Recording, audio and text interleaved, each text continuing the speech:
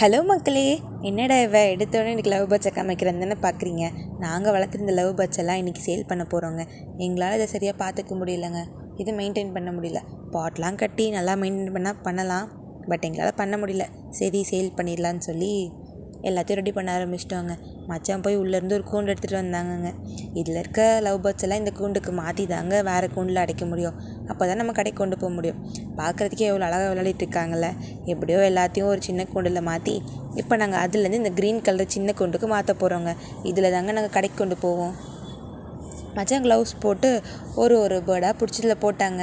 அது பறக்கும் போதே பார்க்குறதுக்கு அழகாக தான் இருக்குது. எங்ககிட்ட இந்த லவ் பேர்ட்ஸ் கிட்டத்தட்ட ஒரு 3 இயர்ஸாக இருந்துச்சுங்க. லாஸ்ட் 3 இயர்ஸாக இதோட சவுண்டு மொட்டை மாடலில் எப்போவுமே கேட்டுகிட்டே இருக்கும். ஆனால் இப்போ அதை சேல் பண்ணும்போது கொஞ்சம் கஷ்டமாக தான் இருக்குது. இருந்தாலும் நாங்கள் அதை பார்த்துக்காமல் இருக்கிறதுக்கு ஒரு கடையில் சேல் பண்ணிவிட்டு அங்கேருந்து 4 பேர் வாங்கிட்டு போய் அதை நல்லா பார்த்துக்குவாங்கள்ல. அதுக்காண்டி தாங்க நாங்கள் அதை சேல் பண்ணுறோம். அதை ஒரு வாட்டியும் பிடிக்கும் போது அதுதாங்க தோணிகிட்டே இருந்துச்சு, இவ்வளோ நாளாக வளர்த்துட்டு கொடுக்குறோமே அப்படின்னு சொல்லிட்டு. அந்த கூண்டுக்குள்ளே இருக்கும்போது அவ்வளோ அழகாக இருந்தாங்க. இப்போ 2 பேர் தாங்க இருக்காங்க. எங்களுக்குன்னு சொல்லிட்டு நாங்கள் ஒரு பேரை மட்டும் வச்சுட்டு மற்ற எல்லாத்தையும் கொடுத்துட்டோங்க. பார்த்தீங்களா, அவங்களே கொடுக்க மனசு இல்லாமல் சொல்லி அவங்ககிட்ட பேசிகிட்டு இருக்காங்க. 3 வருஷம் அவங்க வளர்த்துருக்காங்கன்னு சொல்லி ஒருத்தர்கிட்டே அந்த கூண்டில் உட்காந்து பேசிகிட்டு இருக்காங்க.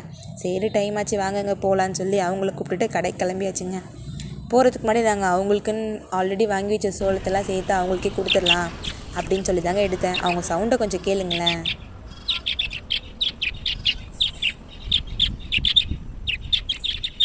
கேட்குறதுக்கே ரொம்ப நல்லா இருக்குல்ல. கடைக்கு போயாச்சுங்க. அங்கே கொண்டு கொடுத்தா அவங்க உடனே எடுத்து மற்ற லவ் பேர்ட்ஸ் இருக்கிற கூண்டுக்குள்ளே விட்டுட்டாங்கங்க. இங்கே தனியாக அவங்க இருக்கிறதுக்கு அங்கே அவங்களுடைய மக்கள் கூட அவங்க சேர்ந்துருந்தா நல்லா தானேங்க இருக்கும். அவங்க எடுத்து விட பார்த்துட்டே இருந்தேங்க. கடைசியில் பார்த்தா நம்மளுடைய லவ் பேர்ட்ஸ் எல்லாமே அங்கே செட் ஆகிடுச்சு. பார்த்தோன்னே எங்களுடைய பேர்டு எதுன்னு சொல்லி எங்களுக்கு நல்லாவே தெரிஞ்சிச்சுங்க. கொஞ்ச நேரம் நின்று பார்த்துட்டே இருந்தேன். சரி போகலாம் டைம் ஆச்சுன்னு சொல்லி கூப்பிட ஆரம்பிச்சிட்டாங்கங்க.